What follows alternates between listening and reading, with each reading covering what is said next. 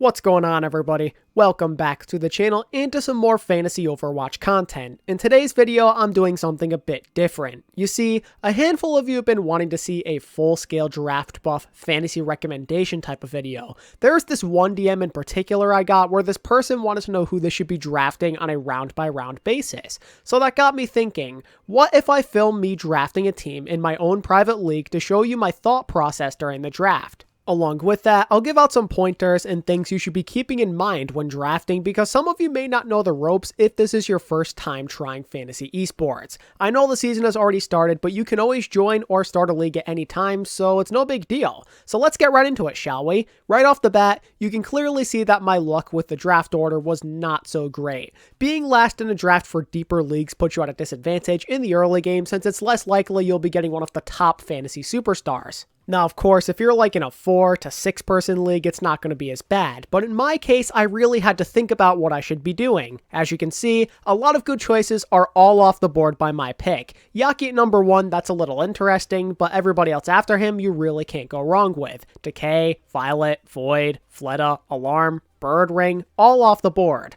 But I noticed there's still 2 guys available that I can get back to back. That is the one advantage that comes with having the last pick. You also get the first pick in the following round. So with my first pick, I decided to go with Shu. Flex support is the most valuable position in fantasy. Don't let anybody tell you otherwise, and that is something I cannot stress enough. If a top guy is available early on, I would not hesitate. You should prioritize a flex support early on so you have that reliable option on a week-to-week basis. Unless things go horribly wrong, Shu should be in for a great year. He was always very productive on the charge, and now he's on an even better team. Now heading into the next round, you're going to see me look between DPS and tank for a brief moment because quite a few DPS players went in the first round, so I thought it might have been a good idea to go with one of my own, but ultimately I decided to go with Hanbin. He may not be as glamorous as like your Carpes or Strikers of the world, but Hanbin was one of the top point earners in 2020. Not only that, but I tried to play it strategically. A lot of other players already have a DPS, so they'll likely be looking for a tank or support in the following rounds, and that gets me to another pointer. You have to be thinking ahead. Whether it works in your favor or you miscalculate, I recommend trying to predict what direction people in your draft will take next. Analyze who they draft, see if there's any trends. Think about who might snag somebody you desperately want a pick or two before you, so then by the time it is your pick, you won't be in a panic and you'll have somebody else you could draft instead. It could be the difference maker if you make the right read. And as you can see, it worked out in my favor this time. Choosing Hanbin was the play because everybody else after literally just started going for tanks. In this case, I got lucky and made the right read. While I wait for my next turn, I wanted to get back into the DM I referenced earlier. To the person who sent this to me, I'm not sure if you're watching right now, but I thought I'd let you know that there's really no set formula you have to follow when drafting. I recommend getting a flex support early on if you can, but depending on your position in the draft, that might not always be the right play. What position and what player you draft is always going to be situational. Again, you have to get a read on what your opposition is doing. If they hog the flex supports, let's say, then consider getting a top DPS or maybe a tank, then going for the support in a following round. The only thing I can recommend doing is taking a balanced approach. I think that's the best way to do it. I've seen people show me their teams and they draft way too many people from the same position. Make sure you have a solid starting lineup and a few backups at each place. I cannot stress this enough because you have to keep in mind that every player is going to have an off week once every month.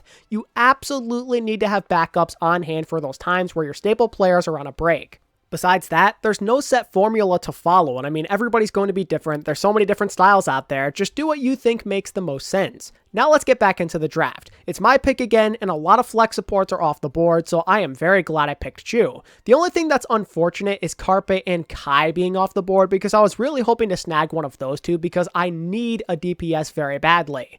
So I start evaluating my options, and here is where I made a huge mistake. Picking Exy is brutal for obvious reasons. In my defense, I did this draft before the news came out, but still, and I almost went with Glister too. Very unlucky, but at the same time, Exy felt like one of the best available, which is why I chose him at the time.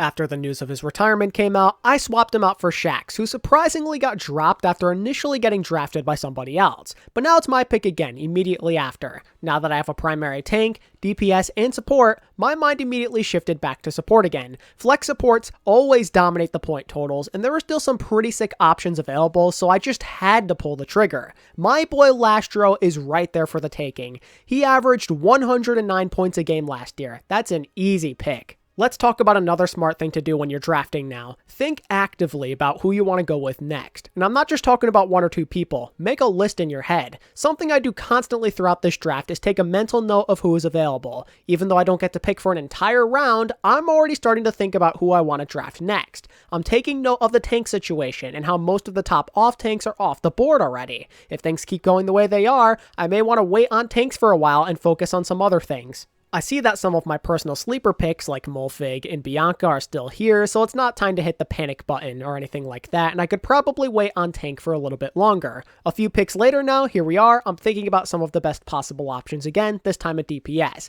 Guys like BQB, Sparkle, Ivy, Dante, Architect, they're all on my radar. You gotta have a few of those guys you're interested in because odds are a lot of people are going to be thinking the same thing as you, and they're going to want the same exact guys. As we fast forward a little bit, here we are again at my pick, and oh man am I happy I got Lastro. I mean, look at that. Flex supports are flying off the shelves, and now that puts me in a position to bolster my DPS line without having to worry. At the time, Xe was a strong foundation. If only I knew what would happen just a few days later. But regardless, I decided to pair up Xe with BQB. He's an underrated star player. He averaged more points than the likes of Carpe and Striker last year in Fantasy. As the only hitscan player on Florida currently, he's guaranteed to be in the game a lot of the time. If the Mayhem are playing, BQB will usually be a pretty good point source. Speaking of people who usually play, that's another thing you need to be aware of when drafting. It's always the safe bet to pick from teams who either don't run a deep roster or only have one person at a certain position. It's always going to be a risk to pick anybody who could be splitting time with somebody else. I would not draft many of these types of players if you can. If you want to take a risk on one or two of them, then go for it. The risk might pay off, but it's never going to be the safe thing to do because you never know when they might get subbed out.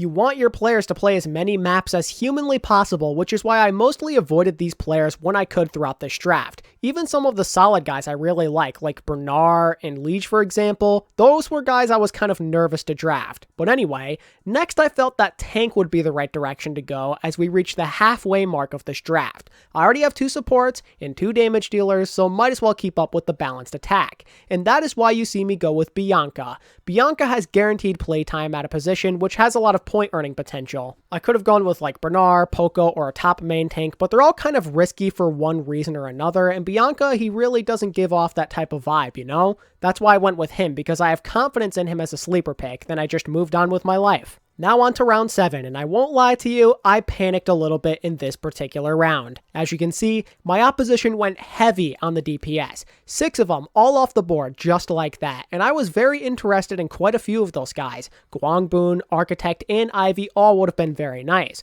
So I start looking at who's still available, and I realized that both Eileen and Leave are on the board.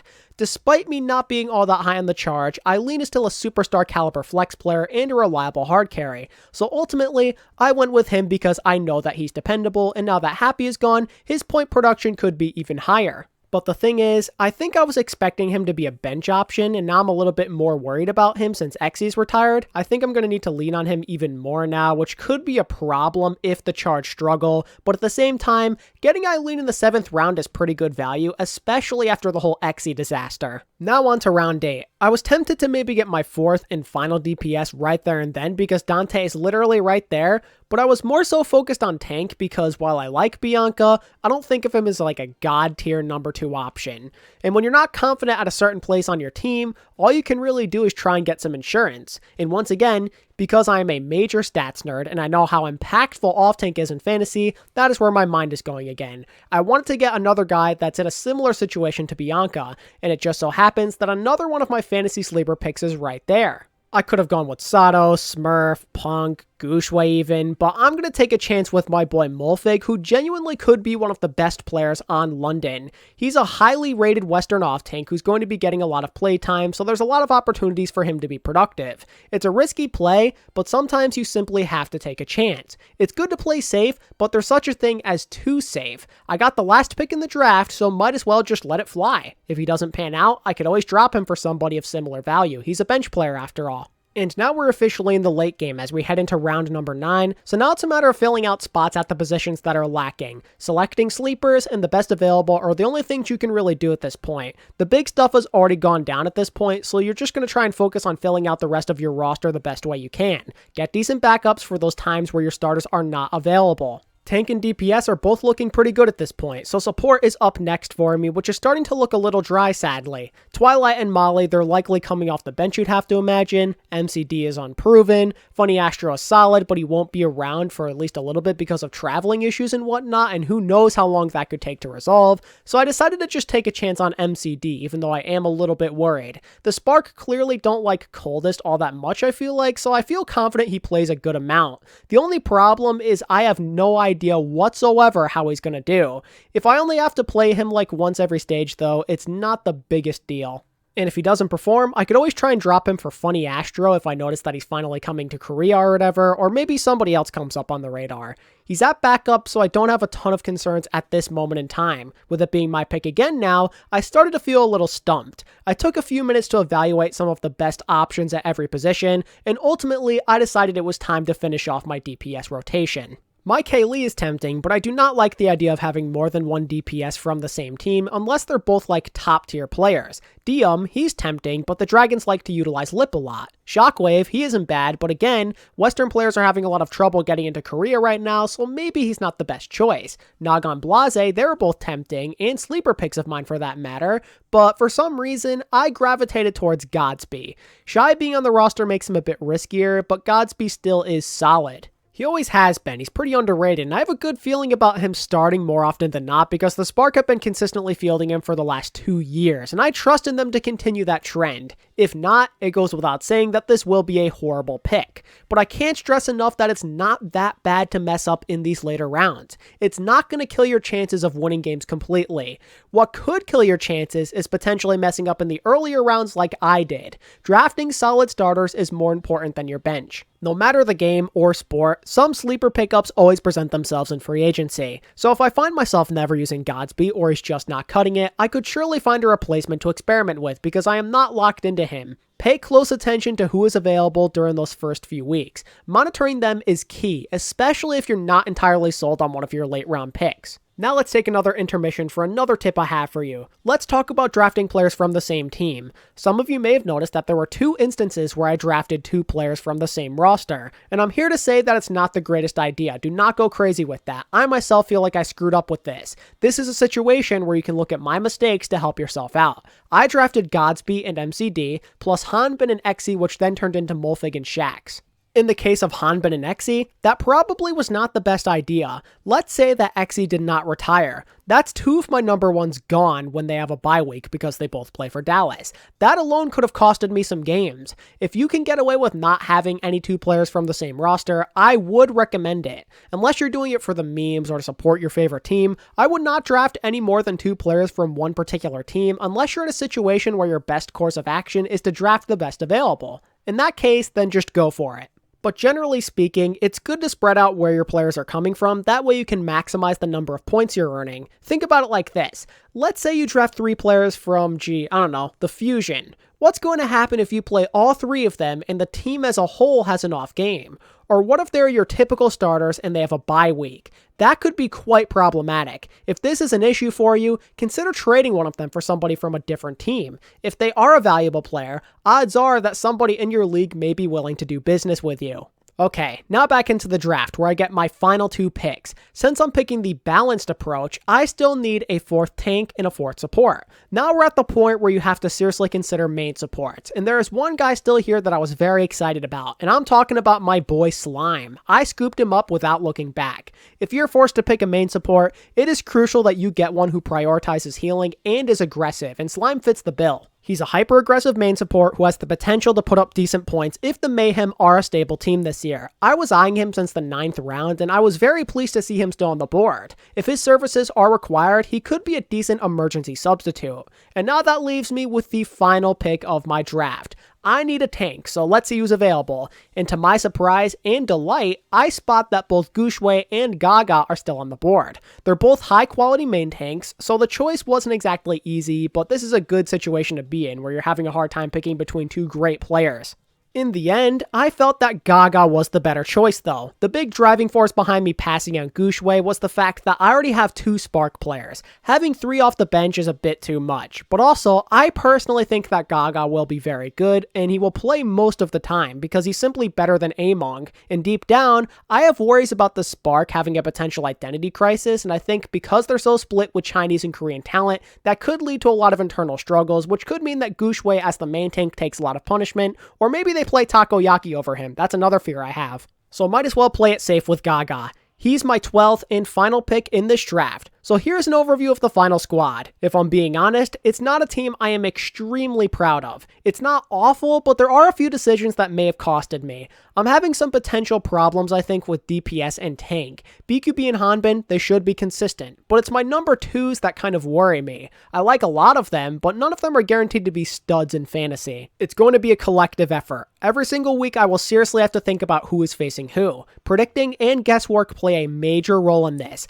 I'm pretty happy about my supports though. My starters, I think they're really solid. I have no complaints there, and my bench, it's not terrible either. Overall, it's just an okay team, which will likely change and evolve a lot over time as I see who works and who doesn't on this roster. But that's the thing, right? That's what a lot of fantasy is based on, and that leads me into my final tip of the video. Always remember that a lot of factors are going to be completely out of your control. There are going to be times where you simply just get screwed over. Injuries, sudden retirements, teams imploding, you never know what could happen. There is never, ever a guarantee factor in fantasy. At the end of the day, it is all luck-based, really. There's no magic formula or solution, so don't take it too seriously and don't panic. Keep an open mind and just have fun with it. And that's it. We've reached the end of the video. I hope all of you first-year fantasy users out there found some of these tips at least a little bit helpful. And if you have any other suggestions or tips out there for you veterans out there, feel free to throw them down in the comment section. I think a lot of people would find it helpful. If you enjoyed today's video,